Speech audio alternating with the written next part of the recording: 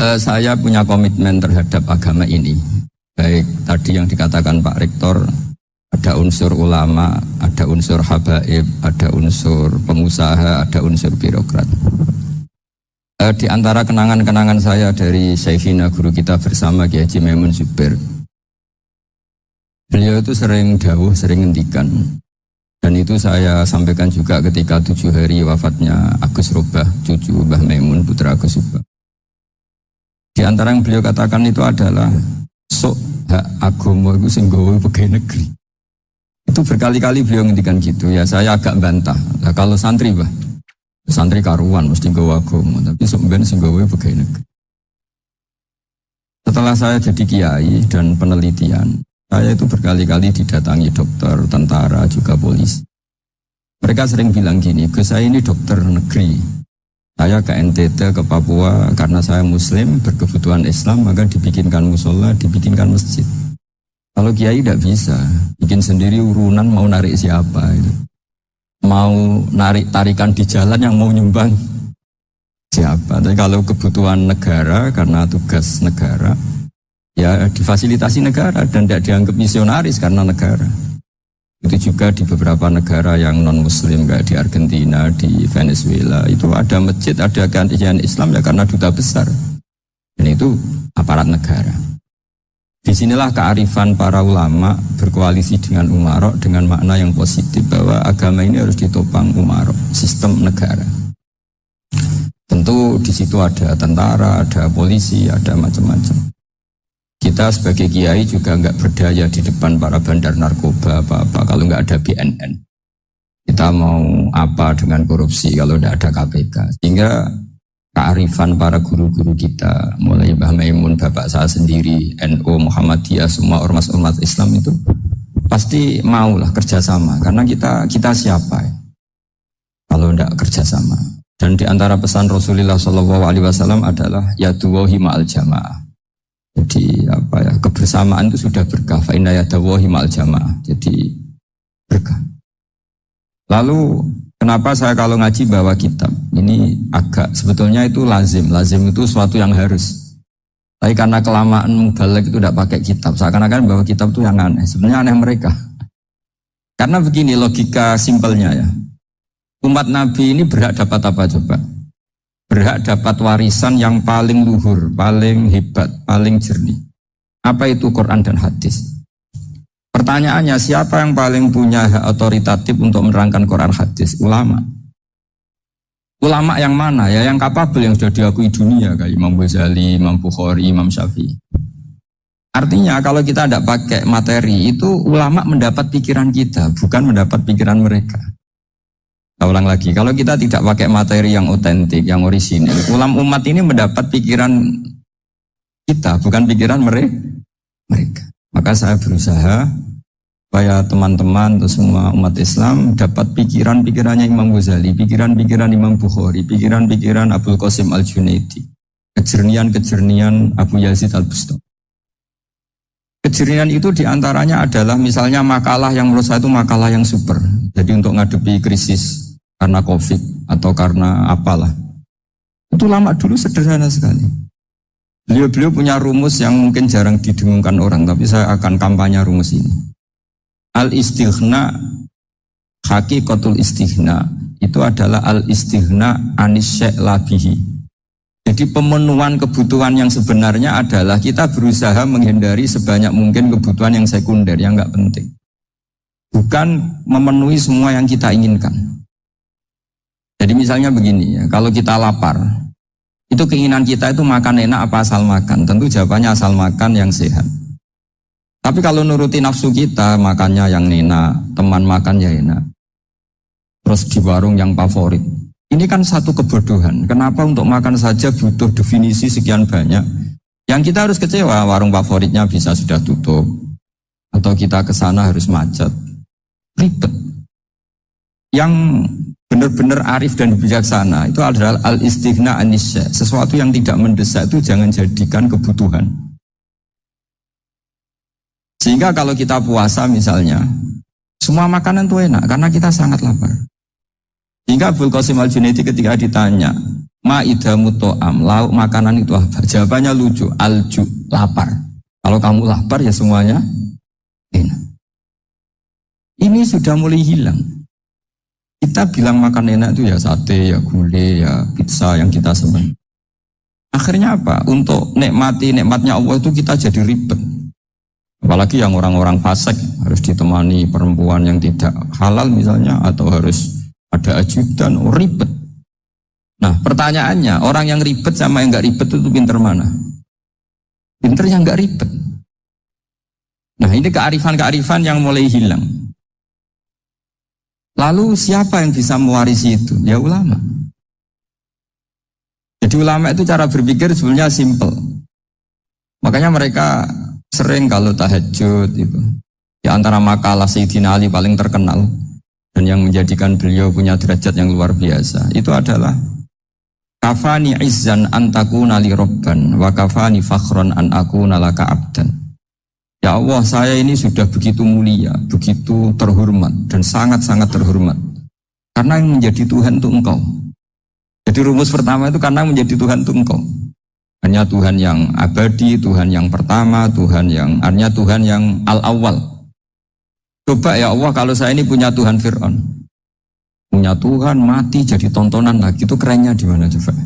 Andai kan kita punya Tuhan Fir'aun, atau punya Tuhan yang asal usulnya manusia, apapun hebatnya manusia itu, kita punya Tuhan manusia itu. Tuhan yang lapar, yang kalau nggak makan mungkin pingsan, mungkin bisa kena COVID, nanti Tuhannya diisolasi, kayak apa? Makanya ketika Tuhan Allah menyindir ketuhanan selain Allah itu, Allah hanya menyindir dengan kalimat sederhana, karena yakulani to'am, yang kamu tuhankan itu masih makan. Hanya kalau nggak makan ya lemes. Jadi lama-lama ada orang gini, alhamdulillah tadi Tuhan mampir ke saya, kelihatannya lapar, setelah tak kasih makan sehat lagi. Susah nggak punya Tuhan yang seperti itu. Beda dengan Tuhan kita. Tuhan yang nggak butuh makan, nggak butuh minum, al-qayyum, zat yang berdiri sendiri tanpa butuh yang lain. Al-awwal, sebelum ada langit bumi sudah ada Tuhan kita yaitu Allah. Bandingkan dengan Tuhan-Tuhan yang dipertuhan yang lain, yang adanya setelah bumi, misalnya Fir'aun dan sebagainya. Sehingga Sayyidina Ali pertama jadi kebanggaan apa? Kafani izzan antakuna li robban. Saya ini keren betul, karena punya Tuhan yaitu Engkau.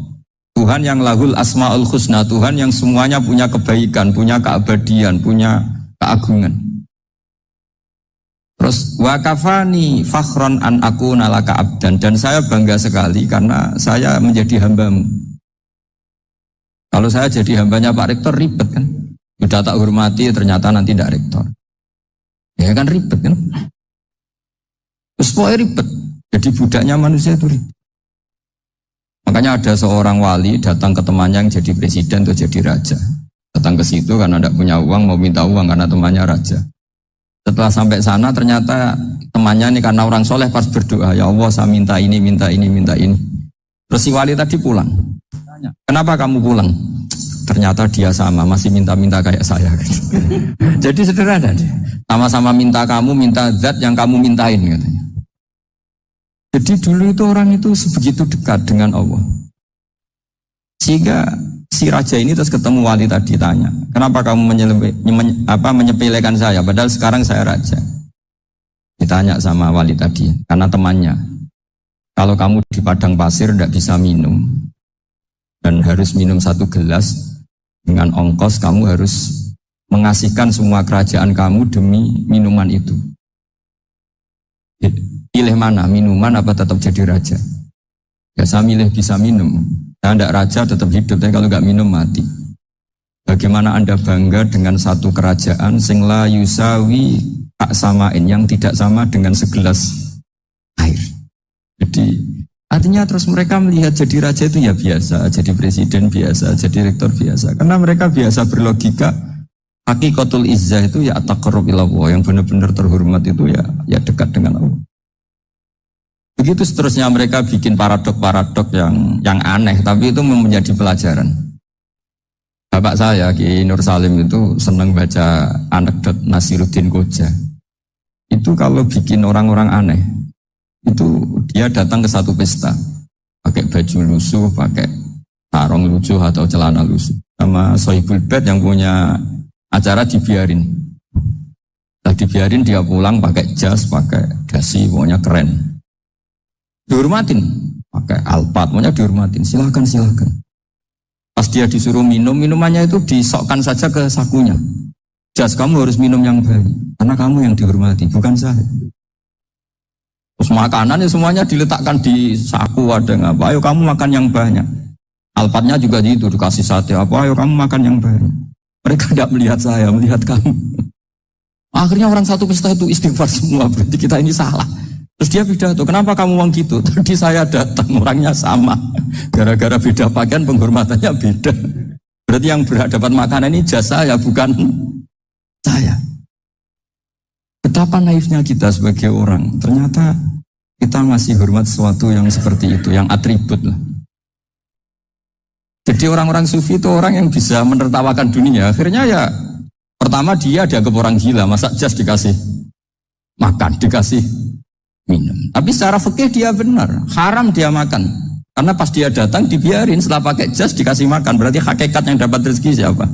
Jasnya apa orangnya? Jasnya apa orangnya? Jasnya. Jadi itu orang-orang sufi, kearifan orang-orang dulu itu bisa ngelola hal-hal yang keseharian menjadi luar biasa.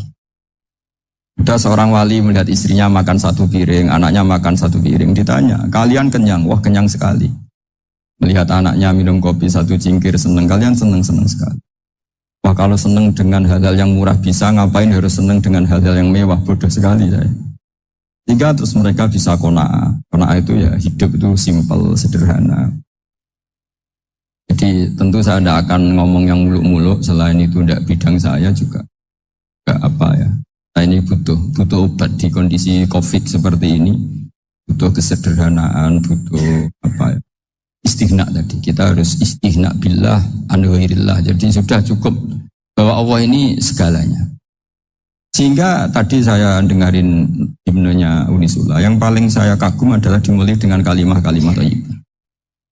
Di antara tugas suci Nabi Ibrahim dan semua Nabi adalah wa ja'alaha kalimatam baqiyatan fi aqibi. Nabi Ibrahim itu Nabi yang diberi gelar Allah.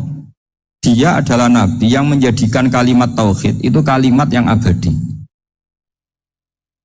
Fi aqibi, di anak turunnya, di semua generasinya. Baik anak turun karena gen maupun karena pembinaan, karena pendidikan. Ini penting sekali saya utarakan karena apa? Satu kehidupan itu sebenarnya digerakkan oleh kata-kata, oleh mutu kalau orang bahasa modern.